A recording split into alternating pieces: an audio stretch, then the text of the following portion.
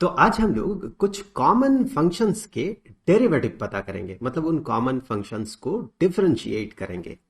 तो ये जो सीरीज है ये है for physics, basic mathematics for physics, मतलब फिजिक्स के फील्ड में प्रॉब्लम्स को सॉल्व करते हुए जिस तरह के मैथमेटिकल टूल्स की जरूरत होती है, तो इस सीरीज में हम उस पर बात करेंगे। तो एक इंपॉर्टेंट टूल होता है डिफरेंशिएशन, जो कि फिजिक्स के लगभग हर फील्ड में जिसका यूज होता है। तो उसी सीरीज में ये दूसरा वीडियो है। यहाँ पर हम कुछ कॉमन फंक्शंस के, जैसे कि वो फंक्शंस आपको यहाँ पर दिख रहे हैं, इन कॉमन फंक्शंस के डेरिवेटिव जो कि आपको इस लिस्ट में दिख रहा है, इन डेरिवेटिव्स का यूज हम किस तरह से करते हैं उसके बारे में आज हम लोग इस वीडियो में बात करेंगे। तो देखें, पिछले वीडियो में जहां पर हमने डेरिवेटिव्स के फंडामेंटल्स पे बात किया था, वहां पर हमने देखा था कि अगर y x का फंक्शन हो, मतलब y x डिपेंडेंट हो, may be y is equal to x squared, ऐसा हो सकता है कि y x का स्क्वायर हो। ऐसा भी हो सकता है y is equal to sine of x, ये भी एक फंक्शन हो सकता है। ऐसा भी हो सकता है कि y is equal to x cube plus x square, ऐसा भी हो सकता है। तो किसी भी तरह का ये फंक्शन हो सकता है।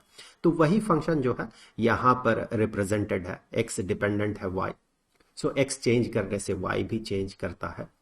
यहां पर अगर y का रेट ऑफ चेंज देखें, किसी भी जगह पे रेट ऑफ चेंज है, जैसे कि अगर मान ले इस जगह की हम बात करें, सो इस जगह पे y किस रेट से चेंज हो रहा है, मतलब x में थोड़ा बहुत अगर हम चेंज करें तो y में कितना चेंज हो रहा है, ये होता है y का रेट ऑफ चेंज। तो यहां पर ये जो डिस्टेंसेस है, ये डिस्टेंसेस अगर हम बहुत कम कंसीडर करते हैं, बहुत ही छोटा हम कंसीडर करते हैं, तो उस समय दो पॉइंट्स जो है, ये दो पॉइंट्स बहुत क्लोज होता है, तो वो एग्जैक्टली हम कह सकते हैं कि इस पॉइंट में y का रेट ऑफ चेंज ये बता पाता है। तो यहां हमने ये भी देखा था कि अगर मान ले इस पॉइंट में हम y के रेट ऑफ चेंज को पता कर रहे हैं, तो that rate of change will be equal to, अगर हम इस पॉइंट पे इस ग्राफ पे इस पॉइंट से होते हुए एक अगर टैंजेंट ड्रॉ करते हैं, तो उस टैंजेंट का जो स्लोप होगा वही इस पॉइंट में y का रेट ऑफ चेंज होगा विथ रेस्पेक्ट टू x।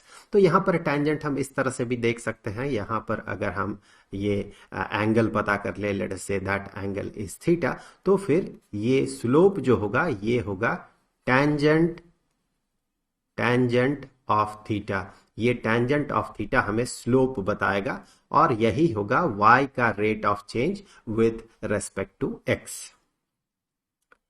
इसे आप एक दूसरे तरीके से भी देख सकते हैं। इस लाइन का जो टैंजेंट होगा या फिर स्लोप होगा, दैट इज इक्वल टू, आप कोई भी एक दूसरा पॉइंट इस लाइन में कंसीडर कर ले, कोई भी दो पॉइंट्स कंसीडर कर ले, फिर हॉरिजॉन्टल एक्सिस में आप एक लाइन सेगमेंट ड्रॉ करें, वर्टिकल एक्सिस के अलोंग एक लाइन सेगमेंट ड्रॉ करें, वो दो जिस जगह पे मीट कर रहा है, तो ये एक ट्रायंगल क्रिएट करता है। यहां पर ये हो गया चेंज इन y, और ये हो गया चेंज इन x, ये हो गया चेंज इन x, और ये हो गया चेंज इन y।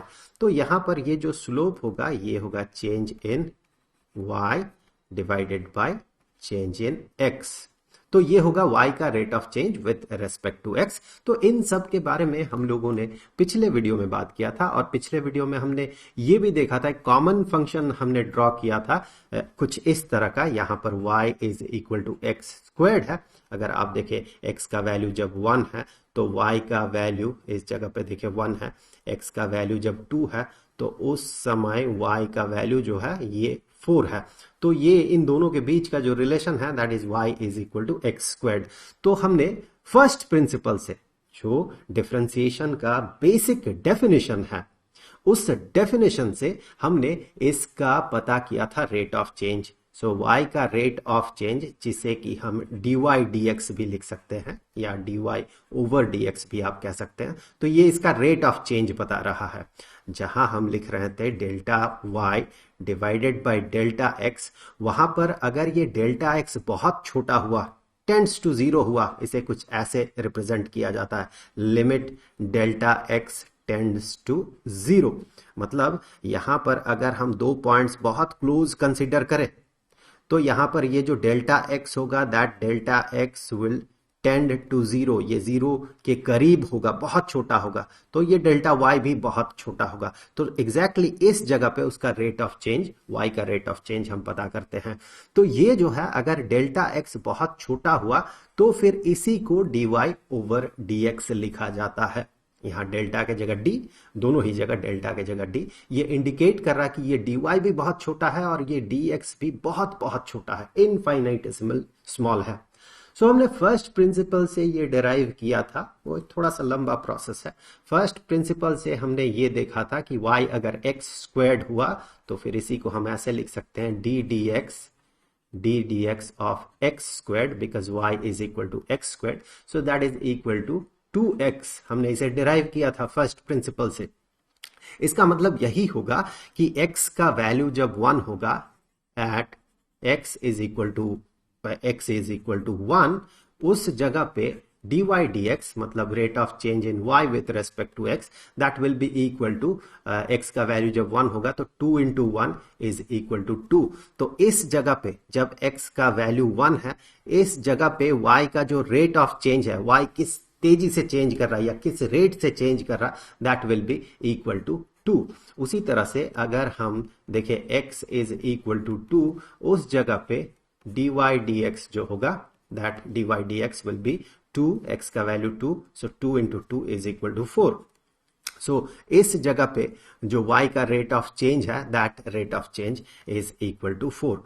तो इसका जो मतलब है, ये dy dx का वैल्यू 2x, इसका जो मतलब है, ये मतलब यही है कि अलग अलग जगह पे y का रेट ऑफ चेंज अलग अलग होगा और वो रेट ऑफ चेंज भी x डिपेंडेंट होगा। x का वैल्यू 1 हुआ तो रेट ऑफ चेंज होगा 2 into 1 is equal to 2, x का वैल्यू 2 हुआ तो फिर रेट ऑफ चेंज होगा 2 into 2 is equal to 4, x का वैल्यू 3 हुआ तो फिर rate of change of y with respect to x ये होगा 3 इंटू 2 इज इक्वल टू 6। तो ये x डिपेंडेंट है, रेट ऑफ चेंज भी x डिपेंडेंट है। तो ये सब तो हमने फर्स्ट प्रिंसिपल से पता किया था, थोड़ा वो लंबा प्रोसेस है। क्या अलग अलग फंक्शंस अगर हो, y is equal to x का अलग अलग अगर फंक्शंस हो, तो क्या उस समय हमें सारे जो भी फंक्शन है उसका डिफरेंशिएशन जो करना होगा, वो जो डेरिवेटिव होगा, क्या वो डेरिवेटिव हम सिर्फ फर्स्ट प्रिंसिपल से ही पता करते हैं हमेशा? फिर तो वो लंबा पड़ जाएगा। उसके लिए एक लिस्ट है यहाँ पर, देखें ये कॉमन फंक्शंस है, इन कॉमन फंक्शंस को हम याद कर लेते हैं और फिर इसका जहां जहां यूज होता है वहां वहां हम इसे यूज करते हैं। तो यहां पर देखिए बहुत सारे कॉमन फंक्शंस है, इनको अब इनका यूज हम देखते हैं। तो सबसे पहले देखिए यहां पर कहा गया D d x of a constant value, इसका जो वैल्यू होता है, ये रेट ऑफ चेंज जो होता है वो 0 के बराबर है। मतलब ये बनता है, लेट अस से कि ये वर्टिकल एक्सिस y है और ये हॉरिजॉन्टल एक्सिस जो है ये x है। हम पता कर रहे हैं dy dx। यहां पर आप स्ट्रक्चर देखें तो ये कांस्टेंट वैल्यू जो है ये y को रिप्रेजेंट कर रहा है। इसका मतलब y इज अ कांस्टेंट, इस केस में y is a constant. So y का वैल्यू अगर कांस्टेंट होगा तो हमें यहां पर अगर उसे हम प्लॉट करेंगे, लेट अस से y का वैल्यू अगर 2 हुआ, कांस्टेंट 2, तो यहां पर ये 1, ये 2, y का वैल्यू ये 2, तो फिर हमें अगर इसे प्लॉट करना होगा y इज इक्वल टू 2, तो हम यहां पर एक स्ट्रेट लाइन इस तरह से ड्रॉ करते हैं। यहां पर आप देखिए, अगर हमें y का रेट ऑफ चेंज पता करना होगा या y का रेट ऑफ चेंज आपसे पूछा जाए y किस रेट से चेंज हो रहा है, तो y तो चेंज ही नहीं हो रहा, y तो कांस्टेंट है। तो जब y कांस्टेंट है, इस सिचुएशन में हम कह सकते हैं कि y में चेंज ही नहीं हो रहा, तो x के रिस्पेक्ट में अगर हमें रेट ऑफ चेंज पता करना हो तो that rate of change will be 0 because y change ही नहीं हो रहा है। सो फॉर एग्जाम्पल अगर हम पता कर रहे हैं d d x of let us से 5, डी डी एक्स ऑफ 5, यहाँ ये 3 4 5, लेट अस से ये 5, तो फिर obviously that will be equal to 0, इसका कोई रेट ऑफ चेंज नहीं होगा। तो यहां से अगर मान ले कि आपसे कहा गया कि velocity of A particle is given bye, velocity का न्यूमेरिक वैल्यू 5 के बराबर है, अगर मेजरमेंट SI में हो रहा है तो ऑब्वियसली यही 5 जो है this is 5 metre per second. तो velocity of particle is given by v is equal to 5, that mean 5 metre per second. इसका एक्सेलरेशन हमें पता करना है। हमें पता है कि एक्सीलरेशन होता है rate of change in velocity with respect to time, मतलब वेलोसिटी किस रेट से चेंज हो रहा है वही एक्सीलरेशन है। वेलोसिटी अगर चेंज ही ना करे दैट मीन एक्सीलरेशन वहां पर है ही नहीं। अगर जैसे कि पिछले केस में हमने देखा था, यहां पर अगर v और t इस ग्राफ में अगर हम इसे प्लॉट करें, लेट अस से दिस पॉइंट इंडिकेट्स 5, तो फिर इस पार्टिकल का वेलोसिटी के लिए ग्राफ जो बनेगा कुछ ऐसा होगा, velocity is constant is equal to 5। तो यहां से कॉमन सेंस से हम ये कह सकते हैं कि इसका एक्सीलरेशन 0 होगा। अगर हम यहां पर एक्सीलरेशन मैथमेटिकल वे में पता करें, सो हम कहेंगे acceleration is equal to dv dt, that mean velocity time के रेस्पेक्ट में किस रेट से चेंज हो रहा है।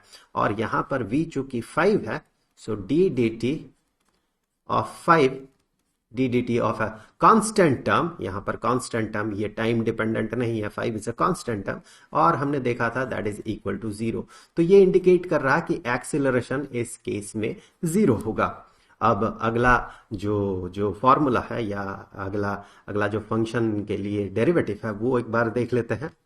अगर मान ले x एक वेरिएबल है और फंक्शन जो है y is equal to cx, तो फिर इस y का rate of change with respect to x अगर हमें पता करना है, यहां पर मैं बता दूं this c is a constant, this c is a constant, तो फिर इस केस में इसका जो डेरिवेटिव होता है that derivative will be equal to that very constant, मतलब d dx of let us say 3x, so d dx of 3x, y का वैल्यू अगर 3x हुआ, so d dx of 3x is equal to 3। यहां पर अगर मैं एक graph बनाता हूं कुछ इस तरह का, और ये x है और ये y एक्सिस है, और मैं इस तरह से ये ड्रॉ करता हूं y is equal to 2x को मैं ड्रॉ कर रहा हूं यहां पर, this indicates y is equal to 2x। तो इसका मतलब ये होगा कि x का वैल्यू जब 1 है तो y का वैल्यू 2 है, x का वैल्यू जब 2 है तो y का वैल्यू जो है ये 4 है, x का वैल्यू जब 3 है उस समय y का वैल्यू जो है दैट इज इक्वल टू 6। तो यहां पर आप देखिए अगर y का रेट ऑफ चेंज हमें पता करना होगा तो रेट ऑफ चेंज का जो बेसिक डेफिनेशन है उसके हिसाब से हम ये कहेंगे कि इतना सा x में चेंज हुआ, मतलब डेल्टा x, उसके लिए y में चेंज जो हुआ वो इतना सा हुआ, so that is equal to delta y। तो यहां से हम कह सकते हैं जो कॉमन अंडरस्टैंडिंग है the slope of a straight line का, उससे हम ये कह सकते हैं कि y का रेट ऑफ चेंज जो होगा with respect to x that will be equal to delta y divided by delta x, and that will be equal to, यहां पर देखिए डेल्टा y कितना होना चाहिए, डेल्टा y इज 2, 4 से लेके 6, 2, because y is equal to 2x, तो x का वैल्यू यहां पर 2 है, इस जगह पे 2 है तो y का वैल्यू 4 है, यहां पर x का वैल्यू 3 है तो y का वैल्यू 6 है। So delta y is equal to 4 और 6 का difference that is 2 divided by यहां पर डेल्टा x जो है 2 से लेकर 3, so delta x is equal to 1, that is equal to 1। तो ये इस तरह से हम इस चीज को समझ सकते हैं, और इसी को अगर हम डिफरेंशिएशन के फॉर्म में देखें तो d dx ऑफ ये जो है y, d dx of y, चलिए मैं y ही लिख देता हूं यहां पर, so d dx of y is equal to d dx of y का वैल्यू क्या है 2x, और d dx ऑफ 2x इस स्ट्रक्चर में देखें तो इस स्ट्रक्चर से हम कह सकते हैं दैट इज इक्वल टू 2। सो वही 2 हमें यहां पर दिख रहा है, इसे हम इस तरह से डिफरेंशिएट भी कर सकते हैं। तो एक प्रॉब्लम, फिजिक्स से रिलेटेड एक प्रॉब्लम देख लेते हैं। Velocity of particle is given by v is equal to 2t, इसका एक्सेलरेशन हमें पता करना होगा। तो हमें पता है कि acceleration is equal to dv dt, acceleration is equal to dv dt, and that is equal to d dt of 2t। यहां पर देखिए t के रेस्पेक्ट में डिफरेंशिएशन हो रहा है और यहां पर भी t है, so that will be equal to, ये इसी स्ट्रक्चर में मिल रहा हमें, d dx of cx, c is a constant, d dx of cx is equal to c, इसी फॉर्मेट में हमें मिल रहा, x के जगह पे सिर्फ t है, तो यहां पर that will be equal to 2। तो एक्सेलरेशन इस केस में होगा 2 यूनिट का, अगर सारे मेजरमेंट SI में हो रहा है तो हम कहेंगे ये हो जाएगा ये हो जाएगा 2 मीटर पर सेकेंड स्क्वायर। और ये जो है v is equal to 2t, physics के सेंस में ये गलत लगता है हमें, क्योंकि v का यूनिट जो है ये मीटर पर सेकंड होता है, टाइम का यूनिट सेकंड होता है एसआई में अगर बात करें तो। सो डायमेंशनली ये दोनों बराबर नहीं है, लेकिन इसका कहने का मतलब ये होता है कि ये जो है वेलोसिटी और 2t इन दोनों का न्यूमेरिक वैल्यू सेम है। मतलब वेलोसिटी का न्यूमेरिक वैल्यू 2t के न्यूमेरिक वैल्यू के बराबर है, यूनिट दोनों का बराबर नहीं होगा ऑब्वियसली। सो इसका कहने का ये मतलब होता है। अब इसी चीज को अगर हम फिजिक्स के सेंस में देखें तो अगर कहा जाए, सबसे पहले तो मैं ये कह दूं कि मेजरमेंट अगर एसआई में हो रहा है, अगर मेजरमेंट एसआई में हो रहा तो हम यहां पर कहते हैं कि ये हो जाएगा 2 मीटर पर सेकंड स्क्वायर्ड के। और अगर ये ना लिखा हुआ है कि मेजरमेंट एसआई में हो रहा है तो फिर हम कहते हैं एक्सीलरेशन जो है 2 यूनिट का है, 2 यूनिट का है। यूनिट कुछ भी हो सकता है, वो डिपेंड करता है किस यूनिट में मेजरमेंट हो रहा है। ये जो मेजरमेंट हुआ था, ये मेजरमेंट किस यूनिट में हुआ था, इसीलिए हम यहाँ पर सिर्फ यूनिट लगा देते हैं, अगर स्पेसिफिकली कुछ ना कहा जाए कि मेजरमेंट किस में हो रहा है। अब इसी चीज को अगर हम फिजिक्स के सेंस में देखें तो v is equal to 2t। अगर इस सेंस में हम देखें फिजिक्स के सेंस में, हमें पता है जो फॉर्मूला होता है, फंडामेंटल फॉर्मूला हमने स्टैंडर्ड 9th में देखा था, जो वेलोसिटी और एक्सीलरेशन को इंडिकेट करता है कि वेलोसिटी इज इक्वल टू, किसी भी पॉइंट ऑफ टाइम में वेलोसिटी इज इक्वल टू, जब हम टाइम को जीरो कंसीडर करते हैं या जहां से मोशन की शुरुआत हो रही है वहां पर इनिशियल पॉइंट ऑफ टाइम में जो वेलोसिटी है, जिसे कि इनिशियल वेलोसिटी कहा जाता है, प्लस एक्सीलरेशन इनटू कितना समय पार हुआ जहां से मोशन की शुरुआत हुई, या हमने जहां से मोशन की शुरुआत कंसीडर किया है, तो जितना समय पार किया, ये बेसिक डेफिनेशन है। तो इस स्ट्रक्चर में अगर देखा जाए तो यहां से हम कह सकते हैं v is equal to 0 plus 2 into टी। ये 0 इंडिकेट करता है इनिशियल वेलोसिटी को, सो ये कह रहा है कि initial velocity is equal to 0, और ये 2 जो है, ये 2 इंडिकेट कर रहा है एक्सीलरेशन को, सो ये कह रहा है acceleration is equal to 2 unit का है। तो यहां से भी हमने पता किया कि एक्सीलरेशन 2 यूनिट का है, डिफरेंशिएट करके, और यहां से फिजिक्स का बेसिक फॉर्मूला यूज करते हुए भी हम यहां पर देख पा रहे हैं कि एक्सीलरेशन 2 यूनिट का है। तो भाई अगर फिजिक्स के बेसिक फॉर्मूला से ही हम इसे पता कर सकते हैं अगर, तो फिर हमें डिफरेंशिएशन को सीखने की क्या जरूरत है, क्योंकि ये जो स्ट्रक्चर है, ये जो फंक्शन है, वेलोसिटी टाइम का जो फंक्शन है, ये इतना सिंपल होगा हमेशा, इसका कोई मतलब नहीं है। मे बी कहा जाए v is equal to 3t to the power 4, तो यहां पर हम फिजिक्स का जो भी बेसिक फॉर्मूला हम यहां पर अप्लाई नहीं कर सकते हैं, वो फॉर्मूला हम जानते ही नहीं है, सो यहां पर इसे अप्लाई नहीं किया जा सकता है। सो इसी के कारण हमें डिफरेंशिएशन को यूज करना पड़ता है। जैसे कि इसी वाले फॉर्मूला में देखें, जो x का अगर कोई पावर है तो फिर उसका डेरिवेटिव जो है, वो डेरिवेटिव हम किस तरह से पता करते हैं। तो यहां पर आप स्ट्रक्चर को एक बार देख ले, ध्यान से देख ले, वीडियो को थोड़ा सा पॉज करें और ध्यान से देख ले यहां पर। तो एक एग्जांपल ले लेते हैं सबसे पहले, ताकि ये क्लियर हो जाए। सो ये कह रहा है d d x of x cube अगर रहे, d d x of x cube, मतलब y is equal to x cube, so उसके लिए dy dx, so d d x of x cube, यहां पर ये बराबर हो जाएगा, आप गौर से स्ट्रक्चर को देखें, n पहले आ गया, n multiplied with x to the power n minus 1, so ये जो 3 है, इस 3 को हम पहले लिखेंगे multiplied with x to the power 3 minus 1 is equal to 2, so that is equal to 3x square. तो यहां पर x क्यूब का डेरिवेटिव होता है 3x स्क्वायर। सिमिलरली अगर मान ले कहा जाए d d x of x to the power x to the power 5, let us say, that is equal to d dx of x to the power 5, that will be equal to 5 को पहले लिखेंगे हम multiplied with x to the power 5 minus 1, that is equal to 4। अब आप ये कहिए कि ये किसके बराबर होगा, d dx of 1 divided by x। सो इसी चीज को हम ऐसे लिख सकते हैं, x to the power minus 1। अब देखिए ये किसके बराबर होगा, आप कैलकुलेट कीजिए। So that will be equal to ये -1 को बाहर ले आए और x to the power -1, so that will be equal to -2। इसी चीज को हम ऐसे लिख सकते हैं माइनस या negative of 1 divided by x to the power 2 because this x to the power -2 is equal to 1 over x squared और ये -1 से मल्टीप्लाइड है, इसीलिए यहां पर एक माइनस साइन है, नेगेटिव साइन है यहां पर। अगर ये कहा जाए कि d dx of square root of x, तो फिर आप इसे कैसे कैलकुलेट करेंगे? यहां पर स्क्वायर रूट ऑफ x को हम कहेंगे x to the power half.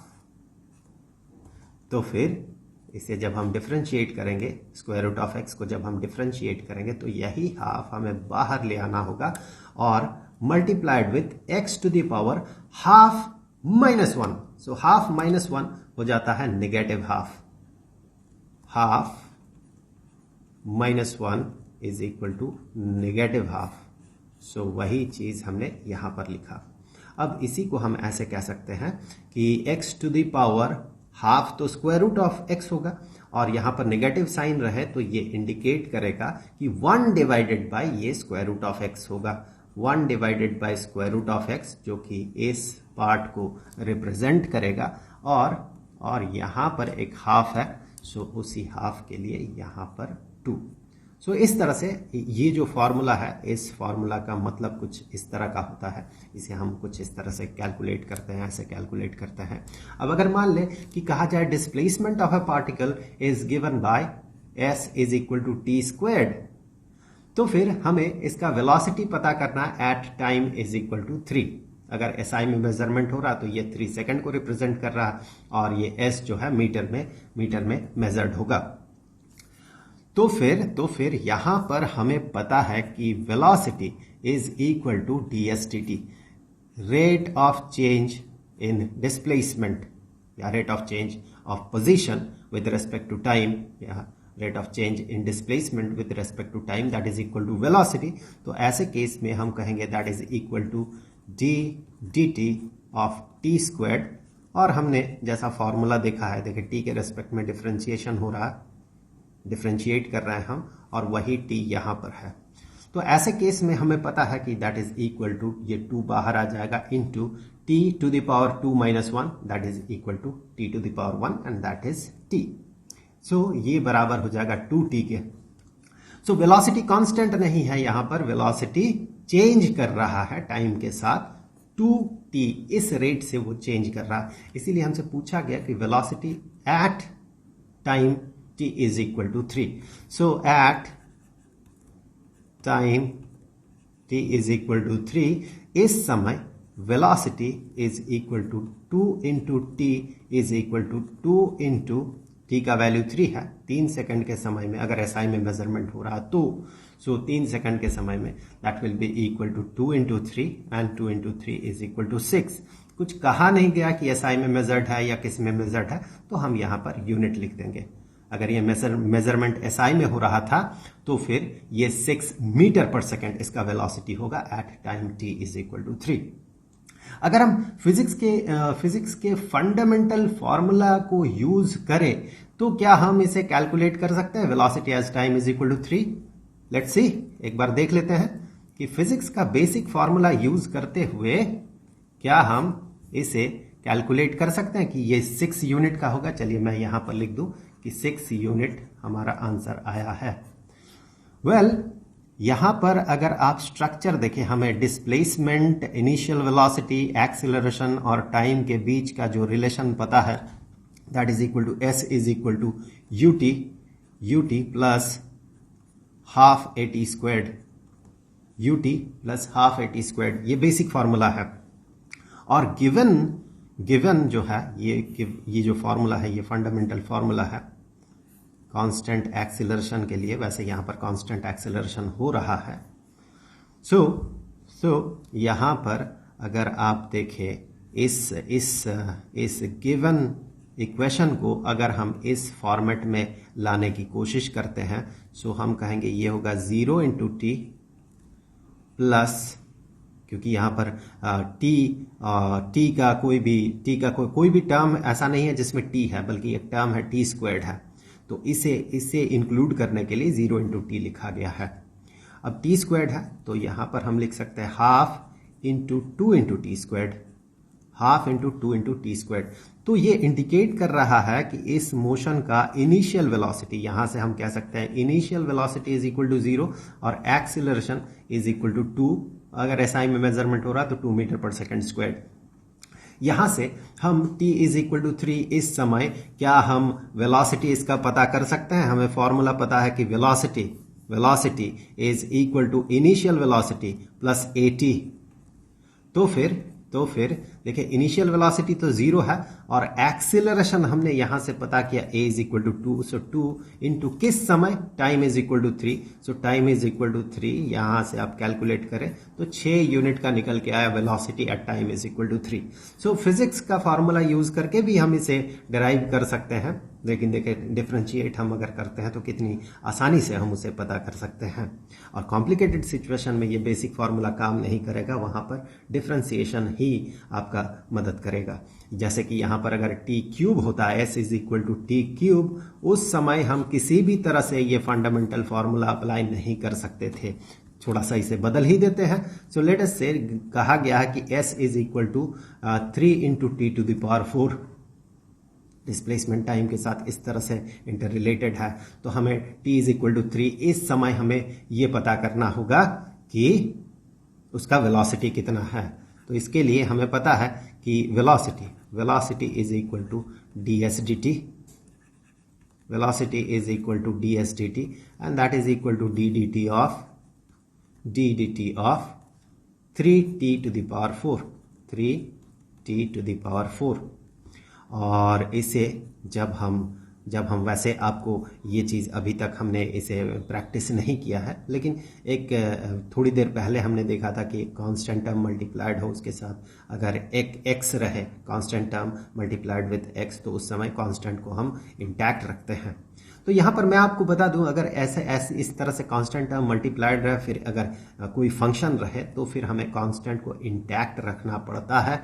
उसके बाद ये जो फंक्शन है, इस फंक्शन को हमें डिफरेंशिएट करना होता है। अब आगे के जो कुछ रूल्स होंगे, डिफरेंशिएशन के कुछ रूल्स होंगे, उन रूल्स को सीखने के बाद उन्हें जब फॉलो करेंगे तो आप इस चीज़ को सीख जाएंगे। फिलहाल के लिए मैं इसे छोड़ रहा हूँ, ऐसे ही मैं आपको सिर्फ बता दे रहा हूँ। अगर कोई कांस्टेंट मल्टीप्लाइड हो किसी फंक्शन के साथ, जैसे टाइम के इस फंक्शन के साथ 3 मल्टीप्लाइड है, तो ऐसे केस में हमें 3 को इंटैक्ट रखना होता है।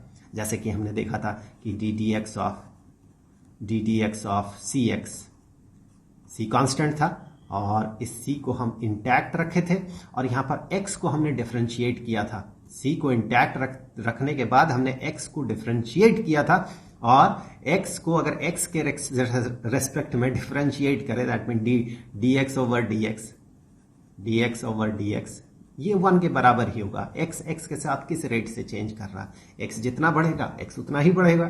तो x अगर 1 यूनिट का बढ़ेगा तो x 1 यूनिट का बढ़ा, सो x अगर 1 यूनिट का बढ़ा तो ये x भी 1 यूनिट ही बढ़ेगा, दोनों तो बराबर चीज है। So dx over dx is equal to 1, तो वही 1 यहाँ पर मल्टीप्लाइड हुआ, ये c के बराबर हुआ। हमने ये वाला फॉर्मूला देखा था, ddx of cx is equal to c। तो यहां पर हम करते क्या है कि कांस्टेंट को हम इंटैक्ट रख देते हैं, उसके बाद जो फंक्शन होता है उस फंक्शन को हम डिफरेंशिएट करते हैं। तो यहां पर भी हम वही चीज करेंगे, 3 मल्टीप्लाइड विथ, थोड़ा सा मैं यहां से इरेज कर दूं इसे, 3 मल्टीप्लाइड विथ,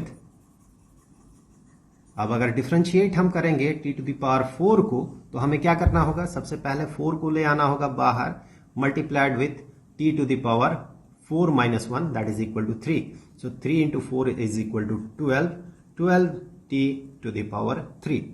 So at, हमसे कहा गया at time is equal to 3, at t is equal to 3, उस समय velocity इतना यूनिट का है, so उस समय velocity is equal to 12 into t का वैल्यू तो 3 है, 3 to the power 3, मैं इसे कैलकुलेट नहीं कर रहा हूं, इतना यूनिट का होगा।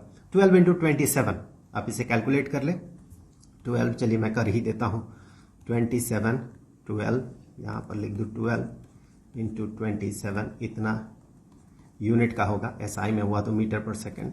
सो 27 12 ये हो गया 54 27 4 2 3, सो 324 इतना यूनिट का होगा, इतना यूनिट वेलोसिटी होगा उस समय t इज इक्वल टू 3 में। वेल अब यहाँ पर एक फंक्शन देखें, यहाँ पर d d x of a to the power x is equal to a to the power x into natural logarithm of x, natural logarithm of a।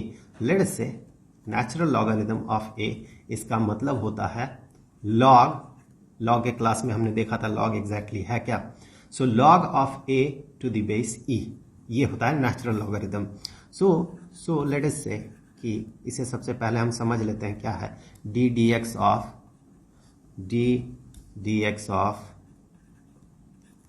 आप ध्यान से देखिए यहाँ पर एक ए का मतलब एक कांस्टेंट वैल्यू है, एक न्यूमेरिक वैल्यू है। सो यहाँ पर let's say that is equal to 2, a का वैल्यू 2 है, 2 टू द पावर एक्स। यहाँ पर ध्यान दें कि पावर में वो रहेगा जिसके रेस्पेक्ट में हम डिफरेंशिएट कर रहे हैं, पावर में वो है जिसके रेस्पेक्ट में हम डिफरेंशिएट कर रहे हैं। तो फिर फॉर्मूला आप देखें, ये बराबर हो जाएगा, इसे जब हम डिफरेंशिएट करेंगे ये बराबर होगा 2 to the power x into natural logarithm of 2। आप लिस्ट में देख लें नेचुरल लॉगरिदम ऑफ 2 का वैल्यू, इंटरनेट में आप देख लें नेचुरल लॉगरिदम ऑफ 2 का वैल्यू, या कैलकुलेटर में ही देख लें इसका वैल्यू कितना होता है। तो ये हो जाएगा 2 टू द पावर x को डिफरेंशिएट करने से ये वैल्यू निकल के आता है। उसी तरह से D d x of let us से 5 to the x, that will be equal to 5 to the power x into natural logarithm of 5। सो ऐसा नॉर्मली हमें कोई मोशन दिखता नहीं है फिजिक्स में, इसीलिए मैं कोई फिजिकल प्रॉब्लम यहाँ पर सॉल्व नहीं कर रहा हूँ। अब देखिए ये जो फंक्शंस है, इन पे आने से पहले मैं एक चीज आपको बता दूं, अगर मैं a को e से सब्सटीट्यूट करूं, e इज ऑयलर्स नंबर, यहाँ पर ये बेस में जो e है e is Euler's number, e is Euler's number, इसका वैल्यू नियरली होता है 2.7183 एंड सो ऑन, ये एक इरेशनल नंबर है। तो अगर मैं ये कहूं d d x of e to the power x, ये फिजिक्स में बहुत यूज होता है, ये जो ई है बहुत यूज होता है इसका। So d d x of e to the power x, अगर इसी फॉर्मूला को हम अप्लाई करें तो ये हो जाएगा ई टू द पावर एक्स, ए की जगह ई है, और नेचुरल लॉगरिदम को हम ऐसे भी रिप्रेजेंट कर सकते हैं, natural logarithm of this term a को हमने ई से सब्सटीट्यूट किया है।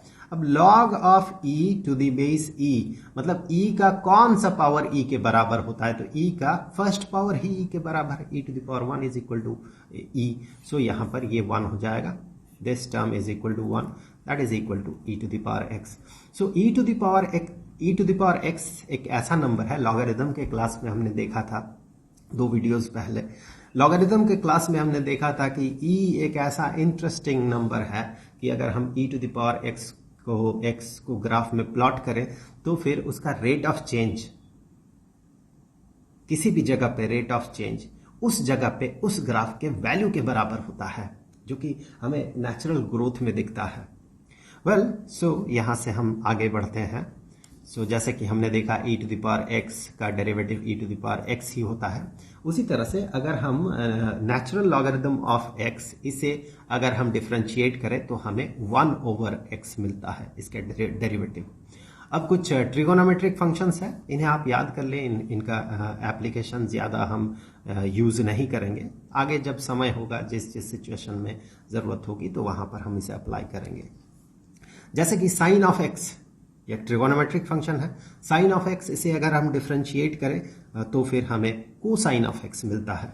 कोसाइन ऑफ x को डिफरेंशिएट करें तो नेगेटिव साइन ऑफ x मिलता है। तो साइन को डिफरेंशिएट करने से कोसाइन, कोसाइन को डिफरेंशिएट करने से साइन, और साथ ही साथ एक नेगेटिव वैल्यू।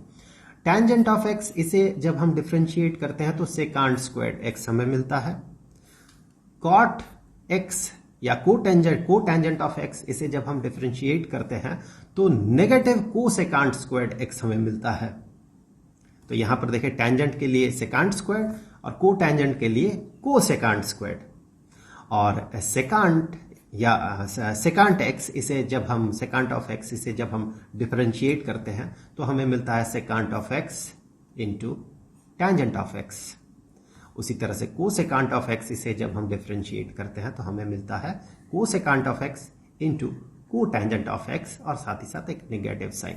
तो आप इन दोनों को क्लब कर सकते हैं एक साथ, इसे इसके साथ क्लब कर सकते हैं, स्ट्रक्चर बराबर सा है, और आप इन दोनों को क्लब कर सकते हैं एक साथ, एक ही तरह का स्ट्रक्चर है, और फिर थोड़ा आसानी से याद हो जाएगा। यहाँ पर एक नेगेटिव साइन मिलेगा आपको, यहाँ पर हर एक पेयर में हर एक पेयर के एक एक टर्म में आपको नेगेटिव साइन मिलेगा और दूसरे में नहीं मिलेगा।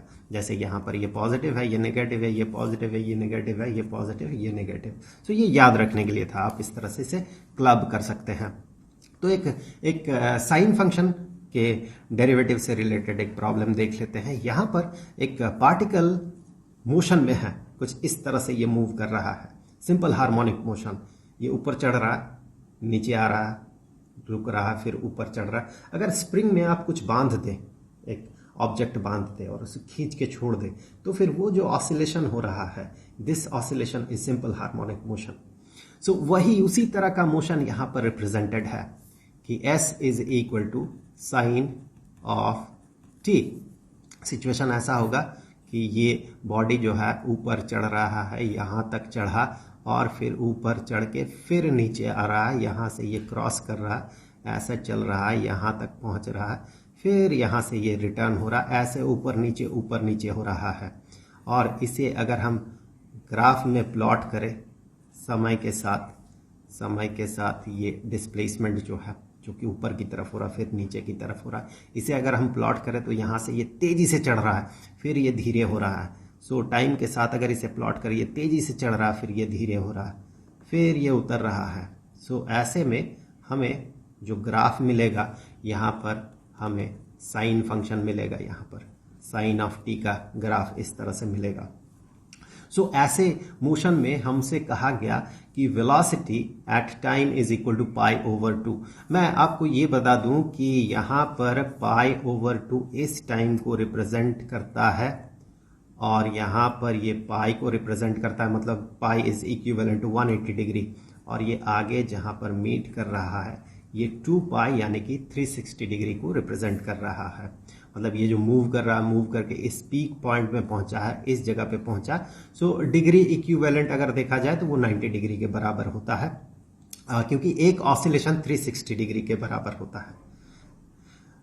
डिटेल्स में हम लोग ये सिंपल हार्मोनिक मोशन जब पढ़ेंगे उस समय देखेंगे। फिलहाल के लिए मैं आपको इस प्रॉब्लम को सॉल्व करने के लिए सिर्फ आपको ये चीज़ें बता रहा हूँ कि यहाँ पर ये पाई ओवर 2 है, इसका वैल्यू, क्योंकि आप sine of pi over 2 that mean 90 degree, मैं यहाँ ये भी लिख दूँ कि that is equal to 90 degree, pi over 2 is 90 degree, radian equivalent pi over 2 होता है 90 डिग्री का, and that is equal to 180 degree, and this is equal to 360 degree. Well, so हमें इसका वेलोसिटी पता करना होगा। हमें पता है कि velocity is equal to ds dt and s is given by sine of t, s is given by sine of t, और साइन ऑफ t को अगर हम डिफरेंशिएट करेंगे तो हमें मिलेगा कोसाइन ऑफ t, हमें मिल गया कोसाइन ऑफ t। मतलब वेलोसिटी इस पार्टिकल का that will be represented by cosine of t। अब देखिए यहाँ पर हमसे पूछा गया है कि time is equal to pi over 2, pi is equal to, अगर आप न्यूमेरिक सेंस में देखें तो pi is equal to 3.14 and so on, और अगर आप इस सेंस में देखें डिग्री इक्विवेलेंस के सेंस में देखें, so that will be equal to pi is equal to 180 degree and pi over 2 is equal to 90 degree.